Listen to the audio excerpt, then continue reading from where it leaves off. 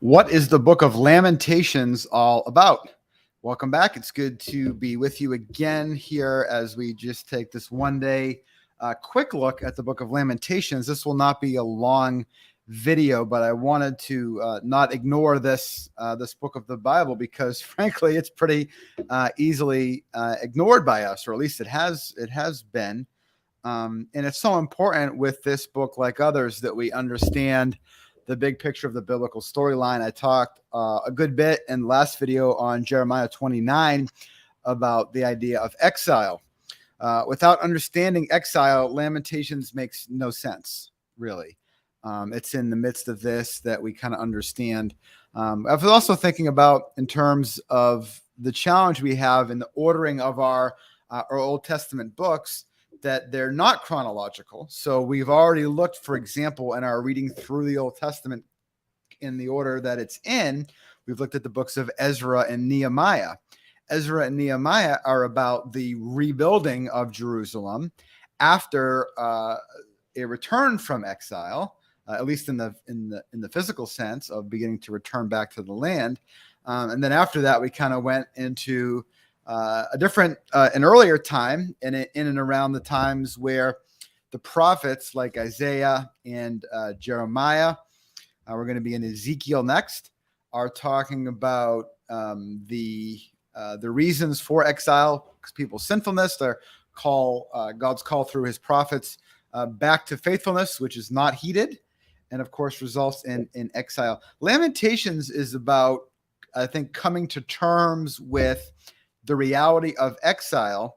And we'll see here in these few things that we talk about here, the perspective that's sort of given here of being in this sad situation. It's a lament. It's wishing that things were different than they were, really. But also, I think we'll see here very, very obviously owning responsibility for the result. And that's, I think, very, very important. God's people here in the midst of this time in their history learned a painful lesson, but they did learn some things. Now, not everything. There were still some challenges, of course, to be had, but there seemed to be a real realization of that it was their collective as a nation's sinfulness that brought about this exile from the promised land. So let me read a few verses along the way. There are also signs of hope, although that's not, the biggest theme in Lamentations. It's this lament that things are the way that they are. And some significant content that I'll read in a minute about God's faithfulness, even in the midst of this particular situation. Lamentations chapter 1 begins, how deserted lies the city once full of people. The city is what? Where? Jerusalem. Such an important place in the biblical story, right? Bitterly she weeps at night. Tears are on her cheeks. Judah, I'm skipping around a little bit here. Judah has gone into exile. So it's clear here, this reality, and exile is being right outside of really where you want to be. So although the term is not explicitly used, way back in Genesis chapter 3, Adam and Eve being removed and prevented from re-entering the Garden of Eden is an exile of sorts. This is an exile for Judah, of course, here. I mentioned the kind of owning the reality of the sinfulness that led to this situation. We see things like verse 8, Jerusalem has sinned greatly. Interestingly, how does a place sin? Places don't sin, but people that inhabit that place do, and they did. And so that's that kind of language is used here, and emotional language throughout this. So I'm still in chapter 1, verse 16. This is why I weep, and my eyes overflow with tears. There's no qualms here about the emotion, the pain, the sadness of the circumstance that they found themselves in. And really, I think there's a strong sense with which that reality is a prelude to real change in life, either in their individual lives or collective lives. You might think of in terms of a church today, or a larger situation in this case with God's people in the city of Jerusalem, or in the bigger perspective than that. Verse 18, the Lord is righteous, yet I rebelled against his command. See, Lord, verse 20, how distressed I am in torment within. So yeah, I mean, I would love to hear, I'm not quite done yet, but I would love to hear your thoughts about reading Lamentations. If you have before, do you have any previous experience with Lamentations? I perhaps, to my shame, I don't think I've ever preached a sermon on Lamentations. I don't recall ever doing a Bible study specifically on Lamentations, right? It's a book in the Bible we've not typically given a lot of attention to. So I'm curious if you have more particular experience regarding that. Chapter 2 and verse 6, he has laid waste his dwelling like a garden. He has destroyed his place of meeting. Remember the tabernacle later temple, right? One of the things that it's called is the tent of meeting. What kind of meeting? Meeting between God and God's people. And remember, the whole situation in Leviticus, etc., that we've looked at is about making a way for God to dwell with his people. They needed to be purified from their sins, from other things that related to mortality and death. And when those things weren't taken seriously and even rebelled against willingly God's way, it resulted to God says, I'm not going to dwell among you in this way, if that's how it's going to be. And as a matter of fact, I'm not going to let you stay in this land. The land is going to vomit you out because of your sinfulness. And that was the reality at that time and place.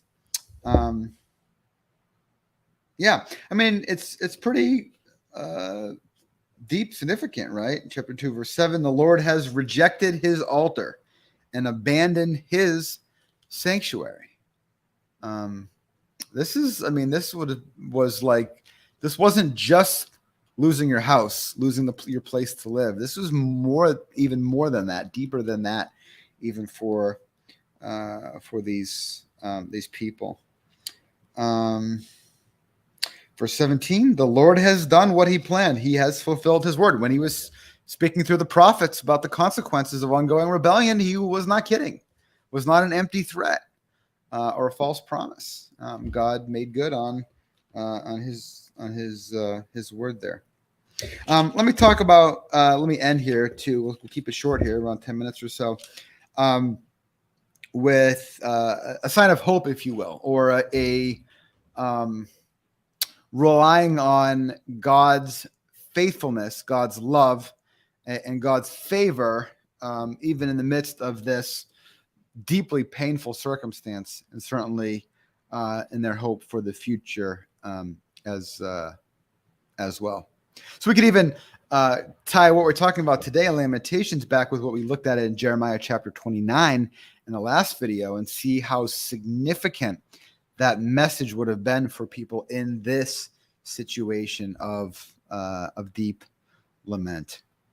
Let me read this from chapter 3, verse 22 and following as we wrap up this short video. Because of the Lord's great love for us, we are not consumed, for his compassions never fail. They are new every morning. Great is your faithfulness. And this is some of what it becomes fodder, if you will, content for some of the great hymns of the faith. Great is your faithfulness. Great is thy faithfulness, Lord, unto me. His compassions, they fail not, right? Is part of those hymn lyrics. And so we see that is coming from this content right here. Verse 24, I say to myself, the Lord is my portion, therefore I will wait for him. The Lord is good to those whose hope is in him. Verse 31, for no one is cast off by the Lord forever. Though he brings grief, he will show compassion. So great is his unfailing love. So this book of Lamentations very much captures the pain, the anguish, the tears of this. It's more than a moment. It's a season. It's a time in the historical portrait of the Bible. But even in the midst of this pain and this heartache and heartbreak, is a realization that God is good. God is faithful. God is love, and that this time of chastening, discipline, punishment, whatever, however we would want to define it in those ways, painful time, will ultimately, the hope, that's what hope is, right? Ultimately, that hope will bring them through this time into something better, and something better is coming, certainly, as we flip the pages in our Bibles towards the New Testament. So, all right. I'd love to hear any thoughts about Lamentations, and I will see y'all for Ezekiel. All right. Bye.